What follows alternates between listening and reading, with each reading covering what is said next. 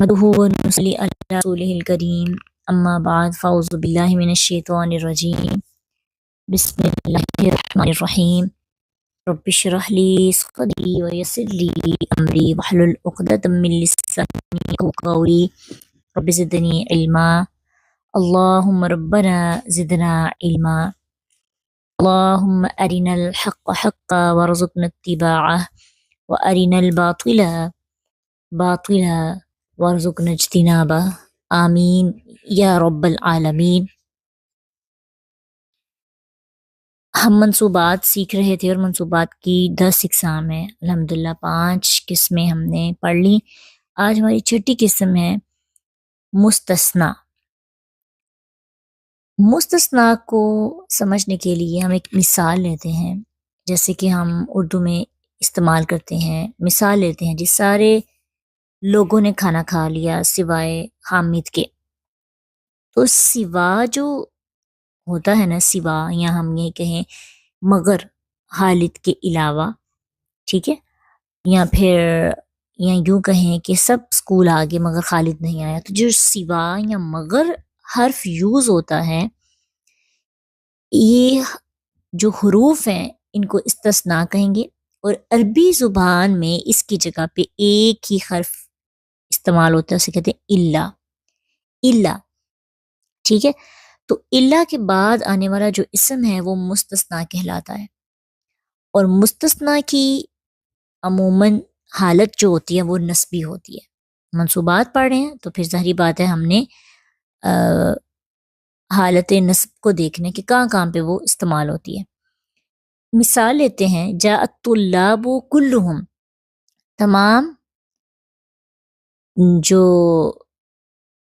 तालिबात हैं या तमाम बच्चे जो हैं वो आ गए। कुल्लुहुम, सब के सब, तमाम तलबा आ गए, तमाम तालिबे इल्म आ गए, खालिद के अलावा, इल्ला खालिदन। मिसाल दोबारा देखते हैं, यहाँ पे हम मिसाल से समझते हैं। मिसाल है जाअत तुल्लाबु कुल्लुहुम, तमाम तालिबे इल्म आ गए, इल्ला खालिदन, मगर खालिद नहीं आया।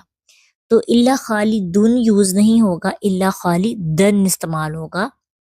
क्यों? क्योंकि ये मुस्तस्ना है, इल्ला के बाद इस्तेमाल होने वाला। अब ये है कि कुरान से भी अगर हम देखें तो सूरतुल बकरा में आता है ना, फसजदू इल्ला इबलीसा, तो वहां पे भी इबलीसु नहीं इस्तेमाल हुआ, इबलीसा इस्तेमाल हुआ है। क्यों? कोई पूछे कि इबलीसा की एराबी हालत नस्बी क्यों है, तो आप यूं कहेंगे कि इल्ला की वजह से। लेकिन यहाँ पे एक बात ज़हन में रखें कि अगर कोई जुमला नफी में हो, नेगेटिव हो, यानी ला से शुरू हो रहा हो, तो वहाँ इल्ला के बाद आने वाला जो इसम है वो हालत नस्ब में नहीं होगा। ये हालत नस्ब में तब जाएगा जब जुमला पॉजिटिव हो। जैसे हमारे पास एक कलीमा है ला इलाहा इल्लल्लाहु, हम इल्लल्लाह नहीं पढ़ते, क्या पढ़ते हैं? इल्लल्लाहु। क्यों? क्योंकि ये जुमला ला से शुरू हो रहा है, नेगेटिव है, ठीक है, ला इलाहा इल्लल्लाहु। तो अगर कोई जुमला ला से शुरू हो रहा हो और वहाँ इल्ला इस्तेमाल हो, और इल्ला के बाद आने वाला जो इसम होगा उसे हम हालत नस्ब में नहीं लेके जाएंगे, उसकी जो भी हालत होगी वो वैसे ही इस्तेमाल होगा। कुरान की एक और मिसाल देखते हैं,